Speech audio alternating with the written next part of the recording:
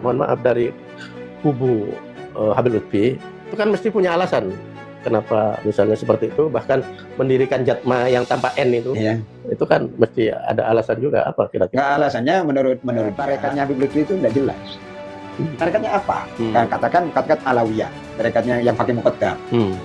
Itu sebetulnya tidak memenuhi syarat menurut para peneliti ya, sebagai tarekat. Karena Habib Lutfi setelah tidak pegang apa? Jatman, ya akses kepada kekuasaan akan hilang. Nah, dan maka dia harus mempertahankan kan dengan membuat yang baru itu untuk mempertahankan eksistensi. Ya. Zaman Hadratus kan memang perjuangan. Loh, cuman itu perjuangan juga. Iya. Orang berontak dihukum mati. Jadi pemberontakan Banten tahun 1888 itu dihukum mati oleh Belanda. Dan diantaranya itu atas fatwanya. Itu. Kata saya kalau ingat itu ya menangis saya. Fatwanya Utsman bin Yahya itu. Ya kan? Karena itu punya latar belakang. Jadi pimpinan Jamiah Ahli Thariqah An-Nahdiyah, Mu'tabar An-Nahdiyah itu menurut saya terlalu lama dipegang oleh Habib Lutfi bin Yahya. Dan memang ada unsur bahasa Jawanya ewu pekewu. Karena orang ahli tarekat ini kalau dalam keislaman itu kan orang yang punya kedudukan lebih tinggi dari ahli syariat. Makomnya. Karena kalau yang biasa ini iman Islam, yang imannya itu tauhid, Islamnya itu adalah fikih syariat. Nah itu lah, kalau orang tarekat itu iman, Islam, ihsan. Jadi dia posisinya di tingkat tinggi. Di atasnya yang dua ini, yang masyarakat umumnya, masyarakat umum. Lah, problemnya ketika di NU sendiri, NU itu yang memegang otoritas tertinggi, itu kan NU. Sedangkan di organisasi, dia itu, Jatman itu adalah bagian dari NU, badan utamanya NU. Maka mestinya harus tunduk. Nah, disinilah terjadi ewu-pekewu. Secara sosiologis, ini mereka itu, bahkan kalau orang tokoh-tokohnya dianggap wali gitu. Sementara ini kan hanya syariat.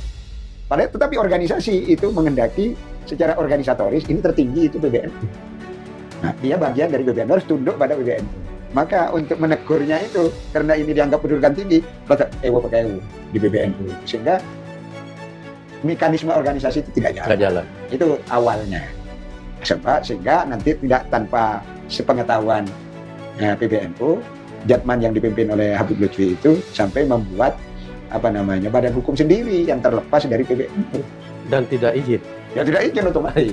Hanya dia terus minta, kan harus direformasi pengurus itu, harus ada muktamar gitu kan. Akhirnya nggak mau juga muktamar, kemudian dibuat caretaker oleh PBNU. Karena dianggap sudah habis masa waktunya. Nah, kemudian caretaker akhirnya PBNU melakukan muktamar tanpa, ya mungkin diundang ya Habib Lutfi. Jadi tidak ada mekanisme organisasi pertanggungan jawaban, kan tidak ada kan. Nah, itu yang seharusnya menjadi salah satu syarat bagi organisasi kan. Ya, mestinya begitu. Akhirnya karena dianggap Habib Lutfi itu sudah dianggap melanggar ADART, tidak melakukan pelaporan segala macam, dan bahkan ditemukan, itu kan disampaikan itu, bahwa berarti kata-kata ditemukan itu PBNU nggak tahu. Ditemukan bahwa dia sudah punya badan hukum sendiri, berarti ini pelanggaran berat. Masalah ini pelanggaran berat, tapi untuk mengatakan pelanggaran berat nggak berani, karena ini posisinya tinggi.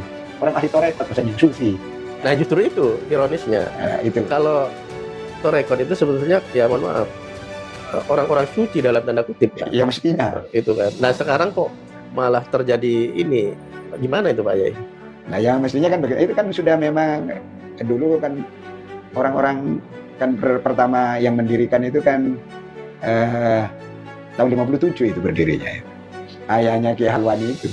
Oh, yang Rois Am yang sekarang ini. Itu ayahnya dia. Nah, sama Kiai Muslih. Kiai Muslih itu Meranggen, Demak. Nah, setelah itu diganti, berikutnya ada Pak Idham Halid. Jadi setelah Pak Idham Halid nggak jadi naiklah makomnya. Jadi, tapi secara organisasi kan bagian dari bawahnya. Ya. Nah, baru setelah Pak Idham Halid itu diganti Habib Lutfi. Nah, kalau orang awam umumnya hanya sampai di iman dan Islam, ya, belum sampai ke ihsan. Nah, Habib Lutfi ini kan sudah sampai ke ihsan. Ya. Ihsan itu artinya apa sih? Kalau ihsan itu artinya kalau bahasa sekarang itu di atas rata-rata. Kira gitu. Tapi kalau dari segi akhlak, ya dari sisi akhlak, sisi ibadah di atas rata-rata. Umumnya manusia. Maka kalau secara tasawuf kan disebutkan di situ. Di dalam hadis disebutkan anta bidallaha ka'annaka tarahu fa in lam takun tarahu fa innahu yaraka. Nah, nanti ditafsiri menjadi ilmu tasawuf itu. Kamu kalau beribadah pada Allah, beribadah sungguh-sungguh seakan-akan kau melihat Allah. Karena kata roh seakan-akan kau melihat Allah. Tapi kalau kamu tidak mampu lihat Allah, kamu merasa kamu diawasi Allah. Nah itu kan sudah tinggi itu makomnya. Nah itu kalau secara tasawuf. Nah secara akhlak, mereka budi pekerti karena Allah bersemayam dalam dirinya, kan gitu. Nah, dia sudah ma'rifah, dia tahu rahasia-rahasia alam. Maka muncullah konsep wali di dalam apa namanya tasawuf ini. Nah ini diorganisasikan oleh NU, masuk bagian dari NU. Nah ini memang nggak connect ini. Ketika seperti itu maka PBNU itu juga pakai juga itu. Masuk wali ditegur. Karena mekanisme organisasi harus jalan. Kecuali sesama walinya ya. Iya, kecuali sama walinya. Nah di situ, maka yang memimpin PBNU itu karena di sini ada organisasi tarekat harus wali juga. Tidak kalah dari ini. Paling tidak roh Islamnya ya. Iya, paling tidak roh Islamnya. Jadi ini problem memang secara apa namanya? Secara keagamaan menjadi problem. Nah, itulah yang berakibat terjadi tidak tahu PBNU tidak ngawasi. Padahal itu kan ada yang ansor diawasi, muslimat diawasi kan gitu. Ada apa namanya? Yang paling enggak mentor lah secara organisatoris, bukan ini. Oh nanti kalau ada kegiatan harus lapor. Nah ini kan ya ini kan secara PDW jadi seolah-olah membangun istana sendiri ya. Iya, termasuk keuangan bagaimana melaporkannya ke PBNU, dapat dari mana saja. Kan itu harus laporan. Di samping laporan ke anggotanya ketika muktamar juga laporan ke PBNU. Tapi kan mesti mereka, mohon maaf dari kubu Habib Lutfi itu kan mesti punya alasan kenapa misalnya seperti itu, bahkan mendirikan Jatma yang tanpa N itu, itu kan mesti ada alasan juga apa kira-kira? Nggak, alasannya menurut dia, saya yang saya baca, saya tidak ketemu sama beliau sama Habib Lutfi, tapi saya baca para pengikutnya. Di antara pengikutnya kan Kiai Ali Mas'adi. Kiai Ali Mas'adi itu Mojokerto itu. Nah, itu di antara pengikutnya. Itu menurut mereka para pengikut itu Habib Lutfi itu nggak salah.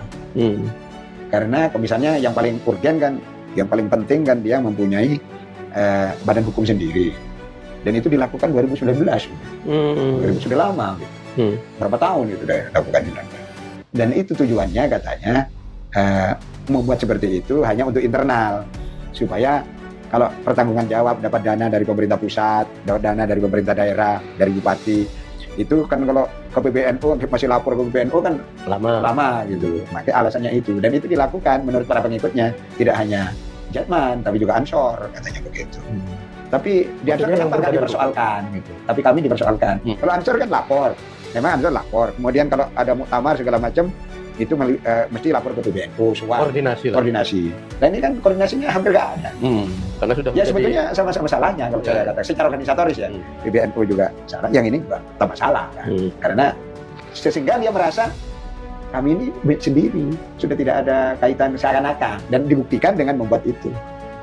Nah, jadi misalnya macam-macam nanti undang pejabat, itu kan menjadi kayak istilahnya matahari kembar. Karena namanya pun sama, Rois Am Jatman, sini Rois Am PBNU.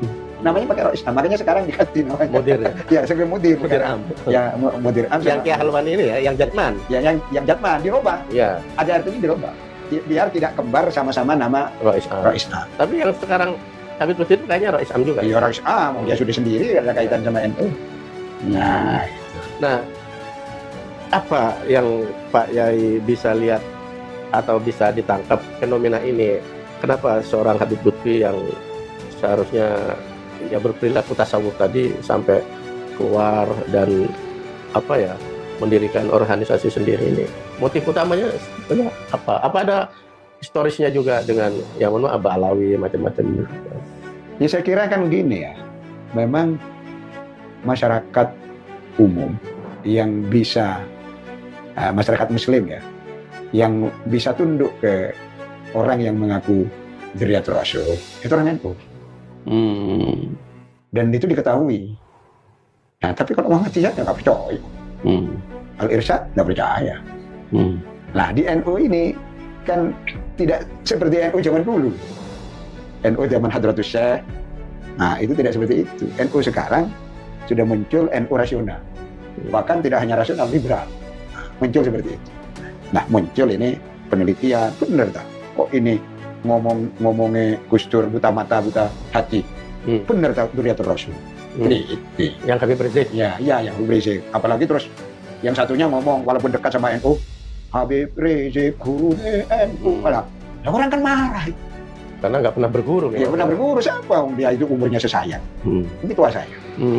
Kok jadi guru NU itu kan ketemu perang perkara kan gitu. Ya, itu yang menarasikan itu kan Habib saya. Ya Habib saya kan dekat sama NU. Artinya yang undang-undang dia itu kalau bukan NU siapa yang mengundang dia? Ya gitu lah. Sebetulnya itu real ya di masyarakat. Bahkan Habib saya menganggap LDII itu konconnya itu. Itu ya kayak gitu itu kan sebetulnya kepentingan supaya dia diundang lagi ya. LDI juga bisa undang kan gitu. Sebetulnya begitu, motifnya nggak ada, motifnya fulus.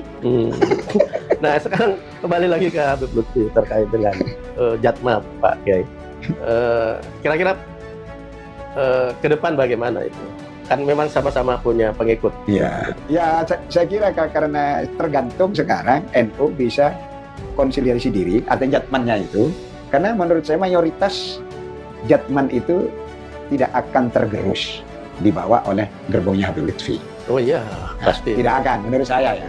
Dan secara akademik, tarekatnya Habib Lutfi itu tidak jelas. Tarekatnya apa? Katakan Alawiyah, tarekatnya yang pakai muqaddam. Itu sebetulnya tidak memenuhi syarat menurut para peneliti ya, sebagai tarekat. Karena misalnya di situ ada mursyid, di situ ada baiat, misalnya itu tidak ada.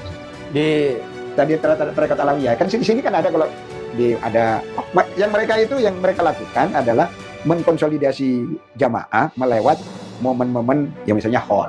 Makanya dibesarkan ada hall Solo, ada hall Gresik. Nah, itu besar. Tapi kalau tarekat dalam pengertian di baiat, kemudian ada dzikir khusus gini, nggak ada. Apa itu mulai waktu Habib Lutfi mimpin Jatman juga begitu? Ya sudah begitu. Karena tidak ada khosyah. Setiap aliran tarekat itu ada khosyahnya. Ada kekhususan, ada keistimewaan. Terutama di bidang dzikir. Amalan-amalan. Ini hari Senin, ini. Nanti misalnya kalau Qadiriyah Naksabandiyah itu kalau tanggal 11, karena wafatnya Syekh Abdul Qadir Jalani ini tanggal 10 kan dimakamkan tanggal 11 malamnya itu. Nah, maka tanggal 11 ada amalan. Nah, terus nanti ada manakibah. Nah, yang seperti ini kan tidak ada. Manakibnya Hakim Muqaddam itu tidak ada di Indonesia. Berarti itu nanti bisa jadi hanya jadi organisasi massa gitu aja? Ya iya kayaknya mau gitu. Kalau memang seperti itu. Kecuali tarekat-tarekat yang dibawa NU itu masuk ke Habib Lutfi. Perkiraan saya. Amalan-amalannya? Bukan amalannya. Tarekat itu kan tidak mudah. Tarekat itu kan harus mutasim. Nah, itu yang menarik ya. Ittisalus sanad, nyambung sanadnya pada tokohnya. Tokohnya misalnya Hakim Muqaddam lah, tarekat Alawiyah. Nah, ini gurunya Habib Lutfi ku sapa? Terus ke siapa sampai Hakim Muqaddam. Oh, Hakim Muqaddamnya itu dipertanyakan kok. Kalau ke NU nggak mungkin ya pakai Naksabandiyah dan seterusnya itu. Ya, nggak mungkin, memang bukan. Habib Lutfi tidak ada yang ngaku. Oh. Jadi sebetulnya NU kalau menurut saya ya, saking tunduknya kepada Habib pada itu, dia lupa tidak meneliti Habib Lutfi itu toreko apa.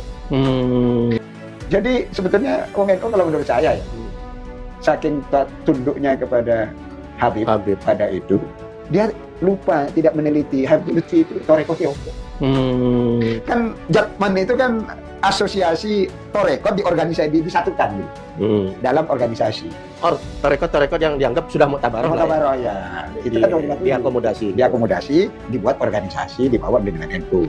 Biar tidak terjadi benturan podo torekote. Jadi maksudnya bagus. Yang satu visi lah ya, satu aliran. Ya, ya bukan aliran itu macam-macam. Ada torekot Rifaiyah, ada Satariyah, macam-macam. Tapi semuanya itu kan salik ilallah. Dengan guru yang berbeda-beda. Nah, mungkin disatukan. Tapi ya, NU kan mengklasifikasi mana yang mutabaroh dan mana yang tidak. Iya. Yang sudah di Jatman itu kan sudah dianggap mutabaroh. Ya. Ada beberapa aliran tarekat yang tidak mutabaroh, tidak masuk. Iya. Nah, berarti Habib Lutfi selama ini nggak jelas ya? Menurut saya nggak jelas. Karena tarekat Alawiyah itu apa sih tarekat Alawiyah? Bagaimana gurunya di Indonesia siapa? Terus amalannya apa? Nggak jelas. Pak Kiai tadi menyebut menurut para akademisi peneliti ya, Iya. itu bahwa tidak memenuhi syarat sebagai torekot. Iya, torekot dalam pengertian yang bisa mutabaroh menurut saya. Menurut peneliti, iya. Karena misalnya disebut sanadnya kemana, terus ada pengikutnya. Pengikutnya itu pengikut kayak organisasi masalah. Artinya bukan baiat dalam pengertian seperti tarekat pada umumnya. Katakan misalnya Ki Kusrori ya. Kusrori sama Kiai Usman. Itu kan dari peterongan itu. Itu ada baiatnya. Dan ikhwan namanya. Setelah masuk ini ikhwan. Jadi saudara spiritual. Nah, mereka itu banyak yang seperti itu. Mestinya tarekat seperti itu. Nah, di tarekatnya Alawiyah saya nggak tahu ya. Ada tulisan Haidar Bakir kalau nggak tahu. Haidar Bakir itu kan memang orang Ba'alawi ya. Nah, itu yang menulis tentang itu. Mizan itu. Mizan ya. Nah, itu menulis tentang itu. Tapi kalau kita kaji di situ tidak memenuhi standar apa yang dikehendaki oleh tarekat dalam pengertian yang diakui oleh. Jadi dulu ketika dia menerima Habib Lutfi sebagai Rois Am, nah ini orang pakai aja, tidak meneliti. Mestinya kita sekarang yang generasi muda tidak boleh begitu. Ya karena dulu mungkin terlalu fanatik ke Habib itu. Iya, Habibnya itu aja. Nah sekarang kan sudah dibongkar itu, Iya. sudah menjadi apa? Diredefinisi lah. Iya, iya. Orang sudah banyak tulisan yang mengatakan, Habib itu tarekat apa? Saya tanya, di sini kan ada Dr. Harisuddin Akib ya, yang memang yang di Jatman dia, sekarang Jatman. Dulu Jatman juga, tapi Jatman Habib Lutfi kan. Habib Lutfi sekarang. Jadi dia ikut yang Kiai Halwani itu. Nah, dia dulu gurunya kan ke Kiai Somroji. Nah, sanatnya itu. Mungkin nanti ke Kiai apa namanya? Ya Romli ya, Kiai Somroji, Kiai Romli. Terus ini mutasil sanat lah, ittisal sanat. Jadi TKN, Tarekat Qadiriyah Naqsabandiyah. Terus saya tanya sama beliau itu, gimana? Karena dia itu mahasiswa saya. Jadi jelas itu tarekatnya. Loh, kenapa dulu? Ya kita kan hanya dia katanya Durya Rasul, ya sudah lah. Jadi banyak begitu. Jadi beliau yang dulu pengikutnya Habib Lutfi sekarang juga dia enggak mempertanyakan sebagai kriteria tarekatnya apa? dulu lah ya. Dulu kan Jatman dipimpin Habib Lutfi. Iya. Artinya ini kan dulu anak buahnya Habib Lutfi juga. Sekarang dia kan sudah tercerahkan mempertanyakan. Menarik tercerahkan. Di situ anunya. Jadi ada problem organisasi dalam pengertian organisasinya kaum tarekat dan tarekat, terus ada problem kaitannya dengan NU. Nah, jadi di tarekatnya sendiri masih problem. Dia memenuhi syarat enggak sebagai sebuah tarekat. Kalau kita lihat kegiatannya ya, ada Hol Solo, Hol Gresik, Hol Tanggul misalnya, itu yang orang Ba'alawi semua itu. Itu bukan tarekat itu. Ya kayak kita ngadakan hol ya, umumnya bukan tarekat. Seharusnya tarekat itu yang secara rutin. Ya ada amalannya. Auratnya ya. Ya auratnya ada, terus bagaimana siapa sekarang gurunya. Ada organisasinya. Artinya ini kalau meninggal penggantinya siapa itu ada. Dan dibaiat. Nah sekarang Kiai Rory misalnya, sampai sekarang itu tidak ada penggantinya. Karena belum membaiat. Ya kalau iya artinya nanti kalau ada yang sudah memenuhi syarat, termasuk anaknya kan, anaknya masih kecil-kecil kan. Tidak ada itu. Tapi hikmah itu apa namanya? Komunitas pikirnya itu, komunitas pikirnya yang dibawa itu sampai sekarang jalan. Tapi secara formal katarekatan itu tidak ada. Jadi itu alami saja. Nah nanti sampai muncul tokoh yang memang nanti dibaiat. Tapi kan yang paling penting yang amalan-amalan itu kan. Iya, kalau ini kan sudah ya jalan kalau ya. Riadoh itu kan pendekatan kepada Allah itu kan. Dan itu ini yang menarik. Ada organisasinya tapi ruhnya hilang. Sementara ada fisiknya tapi nggak ada ruhnya. Itu demit itu. Sementara ada yang ruhnya ada tapi organisasinya belum terbentuk ya. Belum tidak terstruktur lah paling tidak itu. Nah, ada juga mungkin ada unsur satu menurut saya ya, mungkin saya salah.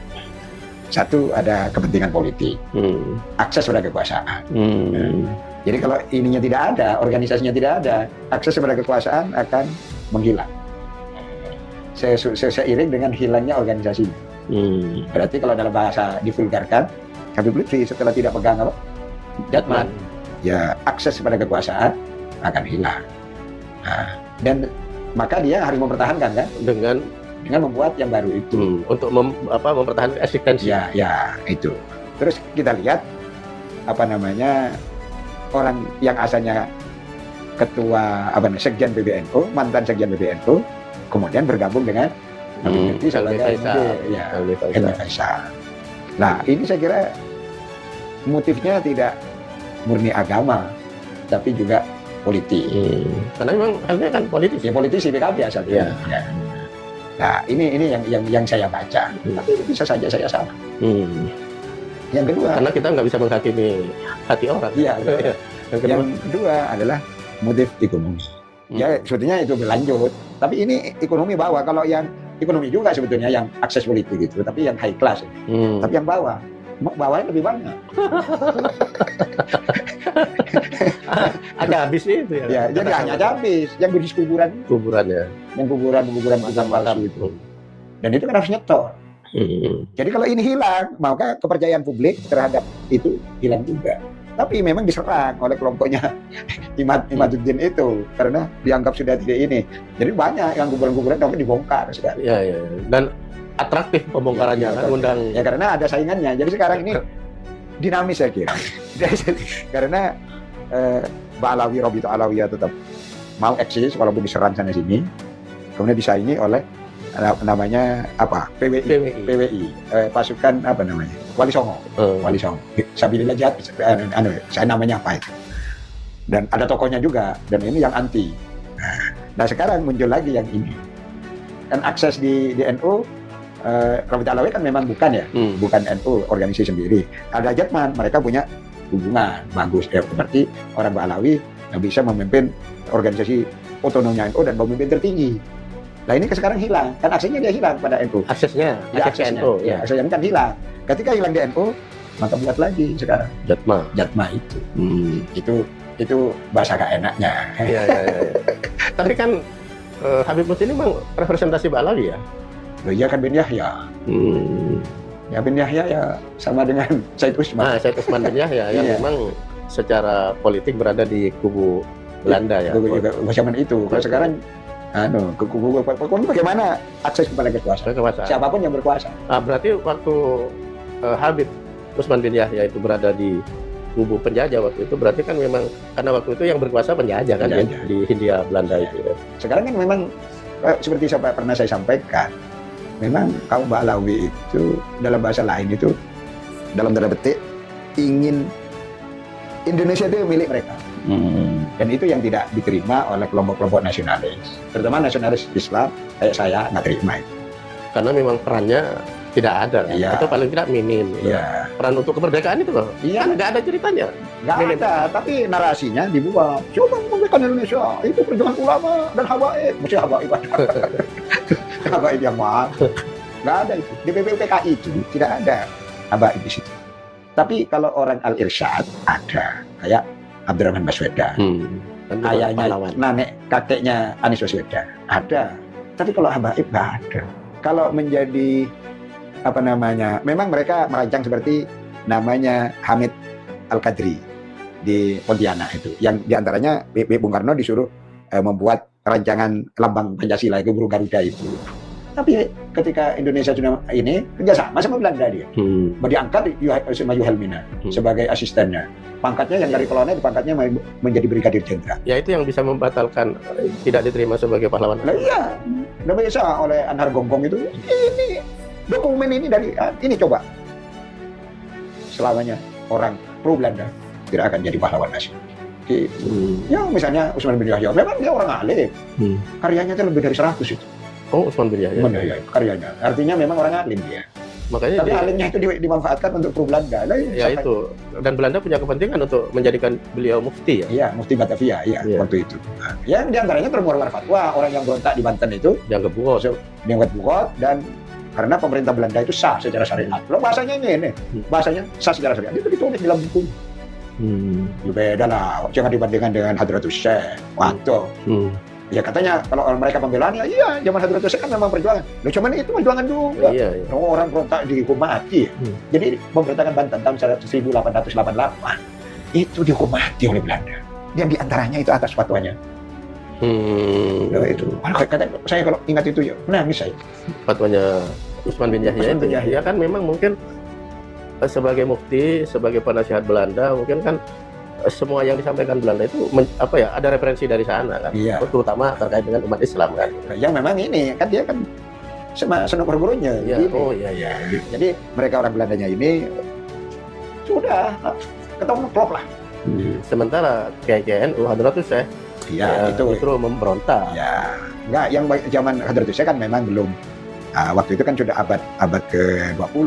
Ini kan abad ke-19. Nah, peristiwanya memang berbeda. Ya, tapi benih-benih nasionalisme kan sudah tumbuh abad itu. Hanya ya itulah.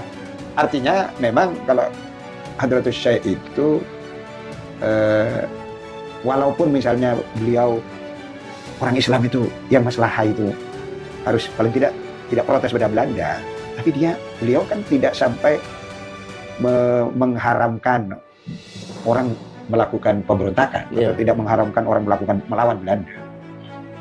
Nah, kalau Habib Usman kayak gitu, dan itu banyak, tidak hanya Habib Usman, ya dalam maaf ya, yang abad-abad yang seperti itu banyak. Habib Usman ini kan yang alim, yang terkenal lah ya, yang terkenal dan alim, karyanya banyak, lebih dari 100. Sangat disayangkan ya. Nah, orang dan karena mungkin beliau kan memang tidak punya nasionalisme karena memang bukan orang Indonesia. Ya Indonesia lah, lahirnya di Jakarta dia. Batavia ya. Di Batavia lahir, di Batavia. Ya tapi kan begini, banyak sekali orang, ya mohon maaf, keturunan etnis lain banyak kaya di Indonesia, tapi kan rasa nasionalismenya dipertanyakan. Misalnya ada seorang konglomerat mengatakan bahwa Indonesia itu bagi saya ayah tiri, yang saya yang utama ya Tiongkok, kan ada yang gitu kan. Nah, ya artinya memang ada yang memang nasionalisme berubah. Itu kan dulu pernah dibuat PAI ya, Partai Arab Indonesia. Itu di Surabaya berdirinya. Jadi dipimpin oleh Abdurrahman Baswedan itu. Kemudian mengelompokkan supaya para habaib itu bergabung di situ. Memang ada terbuka itu. Dan sudahlah jangan mengidolakan Hadramut hebat, Tarim hebat gitu. Sudah kita hidup di Indonesia, minum di Indonesia, kita mencintai Indonesia. Ya tapi kan tidak semua mau. Ya betul. Tapi kalau Al-Irsyad itu mau. Yang ini ya memang anomali kita itu. Yang Wongen itu nasionalisme bagus, tapi mau menerima ini dan dijadikan tokoh. Mau menerima Ba'alawi. Kalau di Al-Irsyad nggak ada itu habaib. Mereka nggak percaya itu ada habaib. Di Yaman nggak diakui. Dan bahkan kalau nggak salah Syafi'i Ma'arif kalau nggak. Oh iya. Yang membela selalu NU. Yang membela itu Gus Dur. Dulu kan bilang Kiai Hasan Basri, ketua Majelis Ulama. Nggak ada Pak itu. Oh ya. Gus Dur yang bela. Tapi malah Gus Dur terus dibilang buta mata buta hati oleh Habib Rizik. Ini kan ruwet begitu. Nah orang-orang yang datang ke generasi muda sekarang ini kan sudah dinamis, mereka sekolah, tidak ngaji pesantren saja, mereka mengkaji. Ya saya kira wajar sekarang kalau diteliti memang. Jadi jangan tidak nyambung dengan Rasulullah. Ya jangan dianggap bahwa NU itu seperti dulu. NU ini sekarang sudah banyak yang pandai. Gitu loh. Nggak bisa dibujuki lah. Iya betul. Nggak bisa ditipu-tipu, kita tanya turunan Nabi. Kalau dulu kan Kiai Wahid Hasyim sampai menyatakan mencari sarjana di NU itu seperti mencari penjual es lilin tengah malam. Saking sulitnya. Nah sekarang sudah banyak yang lulusan Harvard ya kan?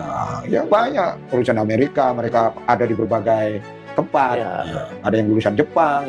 Wah banyak lah NU. Jadi istilahnya Nurholis Majid tahun 80-an itu NU itu panen sarjana.